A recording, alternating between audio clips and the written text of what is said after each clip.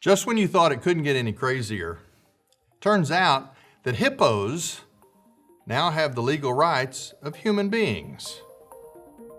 Let's talk about that.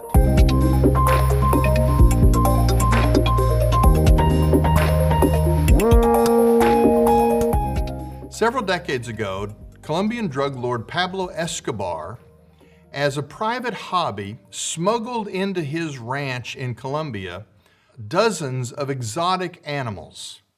He had a private zoo and he filled it with animals from all over the world for his own pleasure. When Escobar was killed by law enforcement officers in 1993, most of the animals in his zoo were shipped off to a variety of zoos around the world. Because his 4 hippos were considered too dangerous to try and capture, and the idea that they probably wouldn't be a problem, they were left alone. Well, it turns out that hippos are in fact one of the most invasive and dangerous species on the planet. Those 4 cocaine hippos have now become a herd of 120 hippos, and they are wreaking devastating damage to the Colombian environment.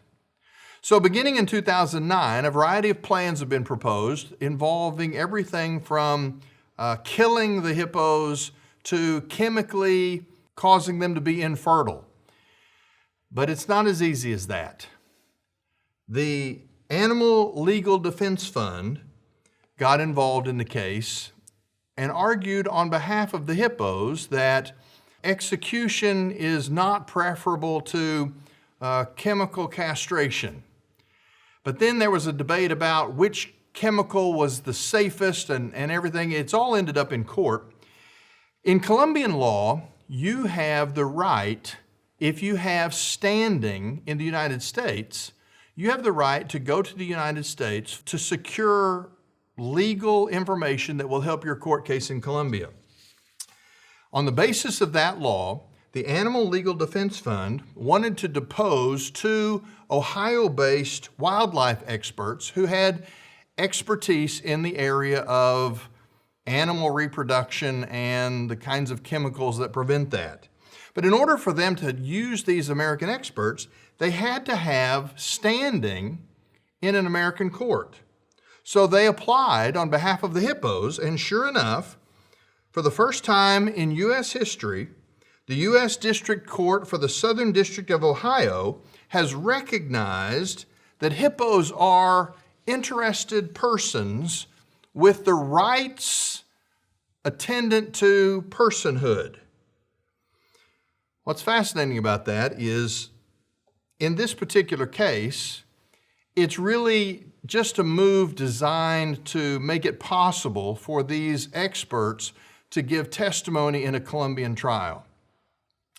But we all know the reality is, anytime a court case is decided for something as bizarre as granting legal standing as person to a hippopotamus, that becomes a gateway to all kinds of other things. We've now seen a Florida animal rights organization file a lawsuit alleging that an elephant in the Bronx Zoo has been wrongfully detained and held against its will. They want to release the elephant from the zoo. British writer G.K. Chesterton once said, when people stop believing in God, it's not that they begin to believe in nothing, it's that they will now believe in anything. One of the substitutes for belief in God throughout the history of mankind has been nature. We make animals persons and we deify the earth. It's called the Gaia hypothesis. It's the idea that the earth is not only alive, but sentient, that is, aware.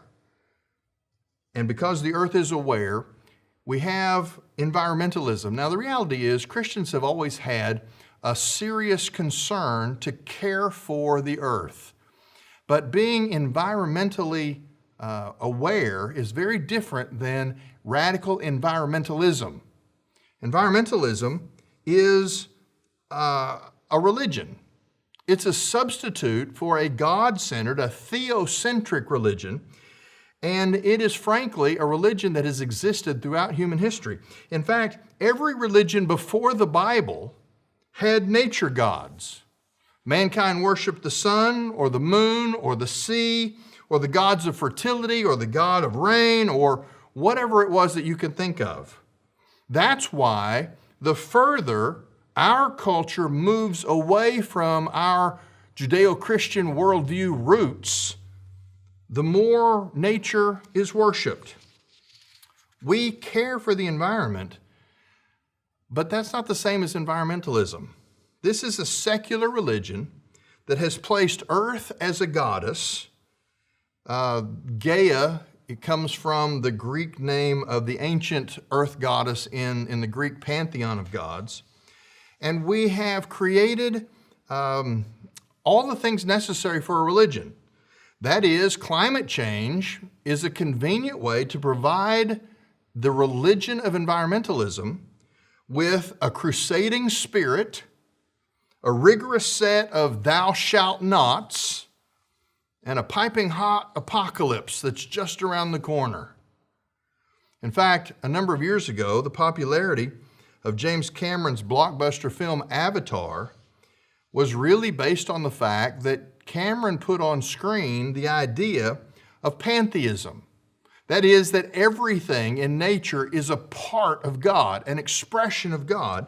And so to be in harmony with the earth is to find in environmentalism the same idea of nirvana, this Eastern mystical view that our goal in life is to be in harmony with the universe. Worship of the earth is almost inevitable as the end result of a secular worldview. You think I'm making this up? Let me read you a quote from one environmentalist who said this: "The earth is not dead matter. She is alive.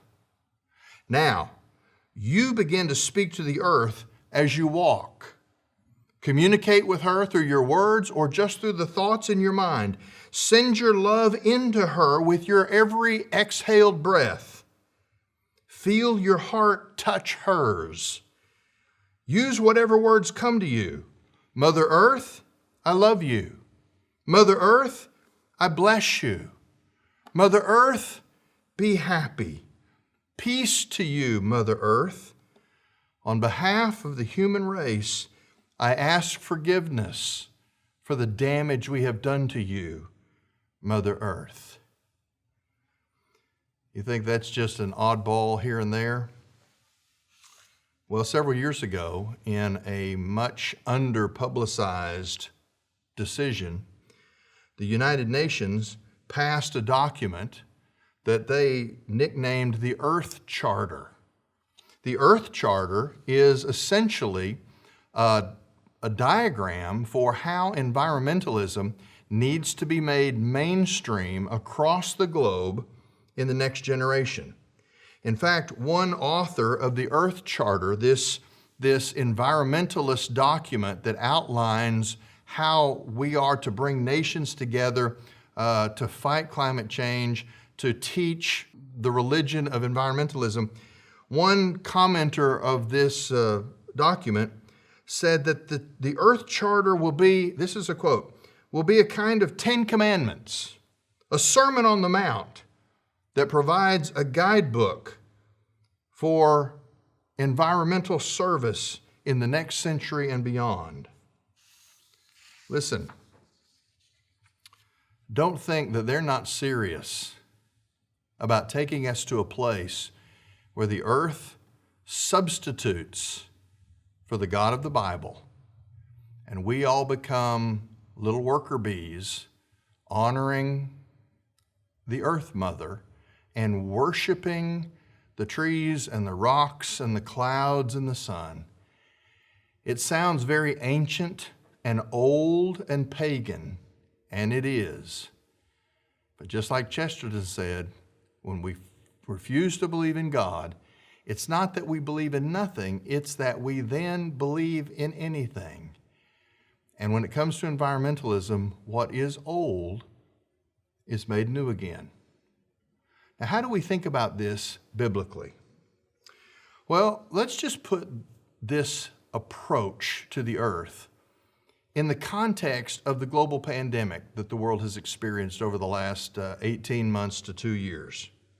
Maybe the coronavirus will awaken us as a generation of people who have been taught by nature-worshiping teachers, led by nature-worshiping politicians, raised by nature-worshiping parents. Maybe we will wake up to the idiocy of worshiping nature rather than subduing it. Here's what I want you to think about. Nature, as it turns out, is not your friend. Certainly, it's not your God. If it were up to nature, we'd all be dead. Animals would eat us. Weather would freeze us to death. Disease would wipe out the rest of us. Frankly, it's very simple. If we don't subdue nature, nature will subdue us. You say, oh, but nature is beautiful and awe-inspiring. Yes, it is. It is also brutal and merciless. Nature follows no moral rules in itself, and it shows no compassion. In fact, the one thing that the evolutionists got right is that the basic law of all biological life is survival of the fittest. And yet, for Christians, our basic law is the survival of the weakest with the help of the fittest. In other words, nature wants the weakest to be eaten by the strongest. And yet, from our standpoint, as we consider the value of human life created in the image of God, we have some very anti-natural impulses. For example, hospitals and orphanages are about as anti-nature as you can get. They're put together as entities designed specifically to show compassion and mercy on the weakest so that we can bring them along and finish the race together. Let me give you some biblical ideas.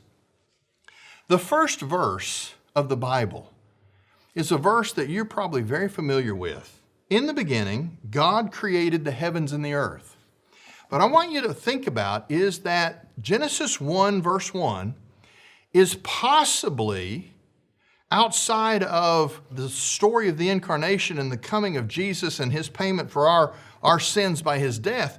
I would say Genesis 1:1 is the single most radical idea in the entire Bible. One of the ways that we have confidence that the Bible is not just a collection of human writings, it's not just a document composed by men, is the fact that Genesis was written about 3,000 years ago. In that Bronze Age period of human development, I promise you, there is no human being on the planet that would have said nature was created by a God who is outside of nature. That is a radical idea. And frankly, the radical environmentalists hate the very concept of a creator God who stands apart from creation. They've deified creation. We've made hippos human, all because they've lost the understanding of who the creator God actually is. Listen, it gets worse. Drop down to the bottom part of that chapter, and Genesis chapter 1, verse 28 says something that the environmentalists really hate. God blessed them, and God said to them, "Be fruitful and multiply, and fill the earth and subdue it." Well, one thing environmentalists tell us on a regular basis is that there are too many people on the earth. We don't need to multiply. We need to limit population. We need to restrict families to one child at most. We need to bring the population numbers down. One environmentalist that I read said the earth can only sustain 1 billion people max. That's crazy. But it's not the fill the earth by multiplying part that they hate. What they really hate is the verse where God says, subdue it. Listen, we were given delegated authority and responsibility to garden, to care for, to steward, to subdue the earth. We don't answer to the earth. We don't worship the earth. The earth is not our God. The earth is the platform for the pinnacle of creation, which is mankind. The Bible tells us that man is just a little lower than God. We're above, in God's eyes, even the angels. And yet, our culture has tried to drag us down to the depths so that we are just another animal. What's the problem with making hippos to be humans? Because the implication is not just that a hippo is elevated to be a human, it's that humans are brought down to the level of the beasts. We are not radical environmentalists in the sense of earth worshipers. We view the earth as a gift given to us with delegated responsibility to handle it, to manage it, to care for it.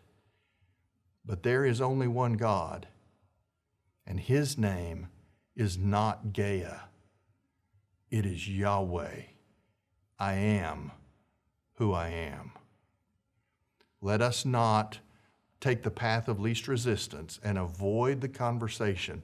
Let us stand against this tide of bringing deity, divinity to the inanimate objects of the world around us. Let us speak boldly on behalf of the God who breathed life into us and said, "This is very good." This is Truth Currents.